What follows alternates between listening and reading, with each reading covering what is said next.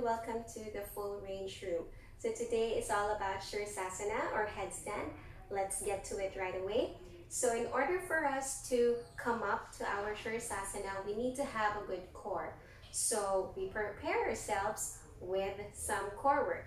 I usually let my students do dynamic dolphin plank or push-ups or other core exercises if they are not ready to go up yet, or if they are still waiting for their turn to be spotted, or if for some medical reasons they should not be inverting.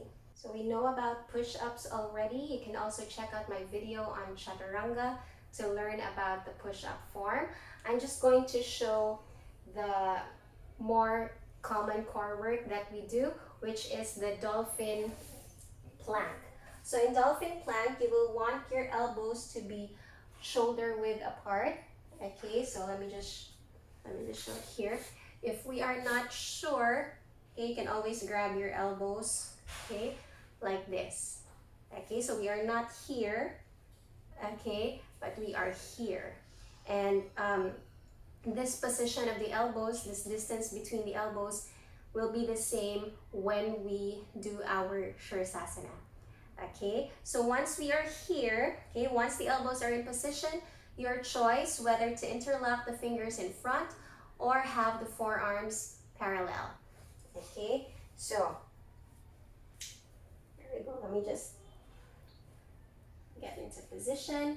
Okay, we'll come up to a forearm down dog.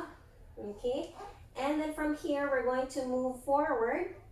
Shoulders past the elbows, bring the body to a straight line if we can, and we go back. Okay, you can choose to inhale forward, exhale back, or exhale forward, inhale back. Okay, just don't let your hips sag. You can come to that point where just before your hips sag and then go back up to down dog. You'll really feel that in your core. All right, so I usually let my students do 10, okay, 10 movements forward and back, okay, and if time permits, I would encourage them to do one more or two more sets with a 10-second rest in between. So if we are inverting, okay, again, the elbows are shoulder width apart, okay, and then from there, we interlock the fingers, and this time we keep the palms open so the head will lean against the hand. So let me just show you a quick Sirsasana so you don't get confused with my explanation later on. Okay, so get into position, walk towards you. Once you feel that your buttocks are above the head, all right, keep that line, okay, keep that line from the hips to your head stable, okay, keep that core or middle stable, okay, as you come up, okay, and then same thing, keep that middle stable as you come down, okay, so,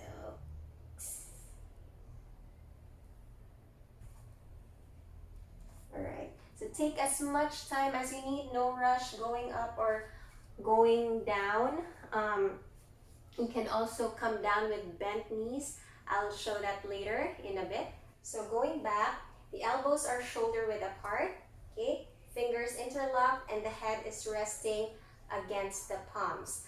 Now, we want to position either the hairline or the top of the head on the mat and then lean the back of the head on the hands. So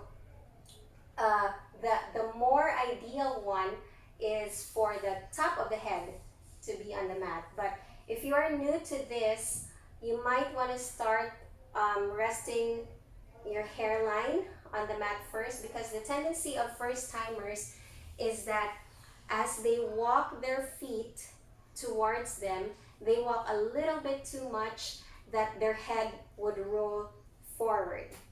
Okay, so if the head does roll forward, at least they are still in the right position with the top of the head on the mat. Now I learned to come up with both legs. Okay, I started yoga with tight hamstrings, so lifting one leg up to a split or almost a split, and then just following it, the other leg did not work for me. So if you have tight hamstrings, just like me back then, most likely you wouldn't be able to come up with straight legs like what I did earlier. So what you can do is um, curl up like a ball, okay? So you're here, walk. Once you feel that your hips are above the head, that's when you curl yourself into a ball. Maybe one leg first, followed by the other, okay? Or together, okay? And then once you're there, maybe you can start to lift one leg up, okay? Followed by the other, or both legs up, okay?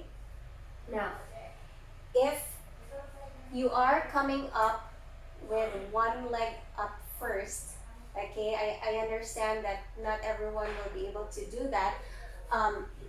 What you can do is, okay, so we are here, walk. Again, you only lift once you feel that your hips are above your head, okay? So you lift one leg, okay, lift it up full range so that the other leg follows. Okay, take as much time as you need. Still engaging those legs. Contract the quads and the hamstrings. Okay, the legs are straight. And then we are there. Okay, and then again, as you come down, okay, I'll show the bent knees version. Okay, you can keep your knees bent. Keep your core engaged and stable. Still, as you come down, do not just fall on your feet. Okay, so that's coming up with one leg.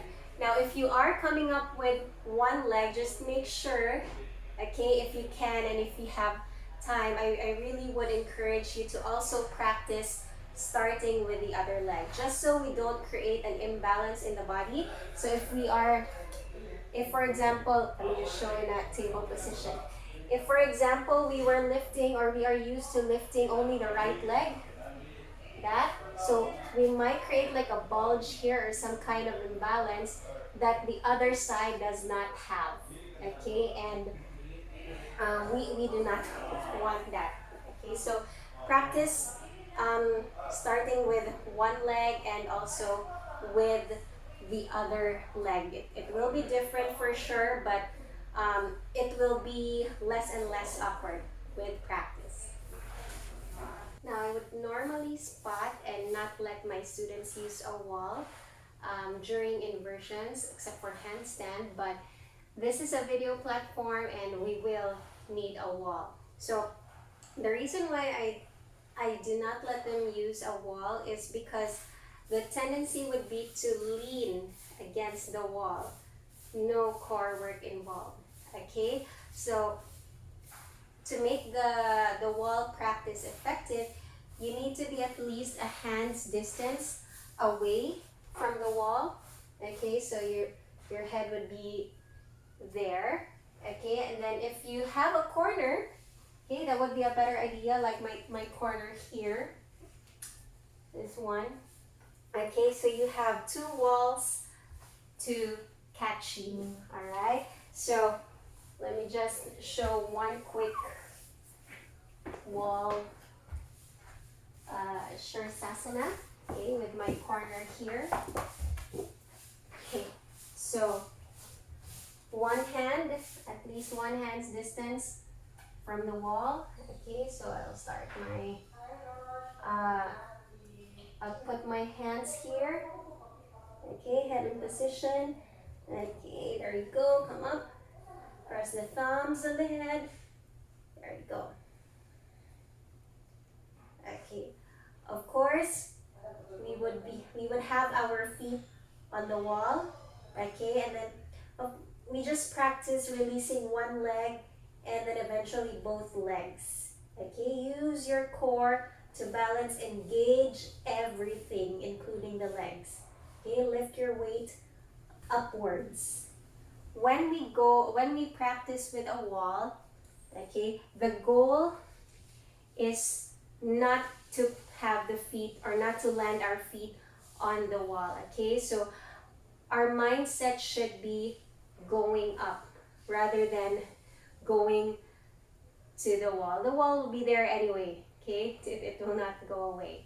Lastly, if we have a good back bend, okay, like if we can come up to Urdhva Dhanurasana, fine, okay? We can also practice falling from Sirsasana, okay? So if you can do your Urdhva Dhanurasana and have your head off the floor already, let me just do one quick Urdhva Dhanurasana.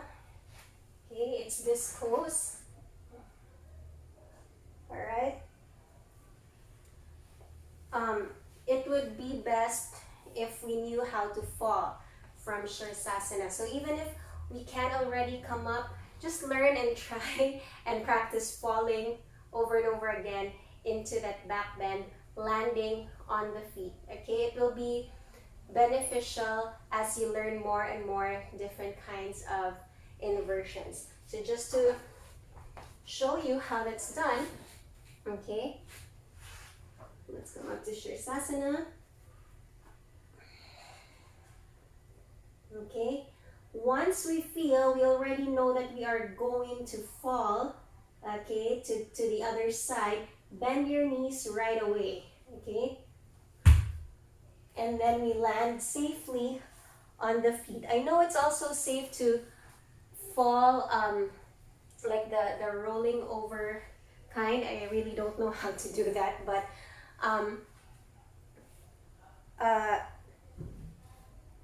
the thing with falling into a back bend and landing on the feet is that, especially if we are not up yet, or if our handstand would look this way initially, it will help straighten our Sirsasana.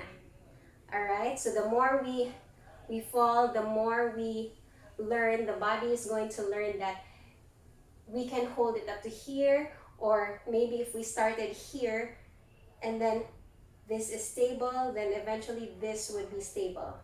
All right, so don't worry about falling. I know it would take a lot of getting used to, but you know, before you think like what's gonna happen to me, what's wrong, or oh my gosh, I'm falling, it's over. Okay, you have already fallen, so don't think about it.